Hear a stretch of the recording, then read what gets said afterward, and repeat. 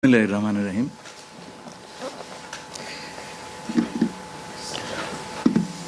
মাননীয় প্রধান উপদেষ্টা এবং বিএনপির ভারপ্রাপ্ত চেয়ারম্যান দুজনের অনুমোদিত যৌথ বিবৃতিটি আমি পাঠ করে শোনাচ্ছি।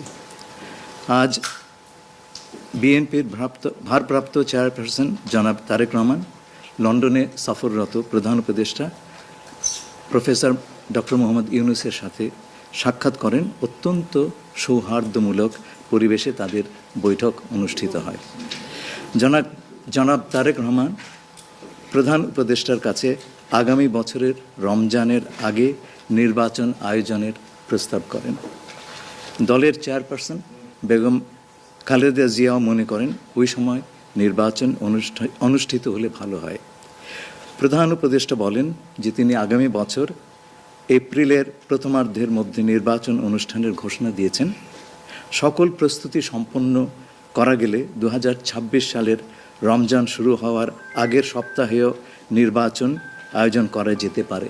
সেক্ষেত্রে সেই সময়ের মধ্যে সংস্কার ও বিচারের বিষয়ে পর্যাপ্ত অগ্রগতি অর্জন করা প্রয়োজন হবে। জনাব তারেক রহমান প্রধান উপদেষ্টার এই অবস্থানকে স্বাগত জানান এবং দলের পক্ষ থেকে তাকে ধন্যবাদ জ্ঞাপন করেন।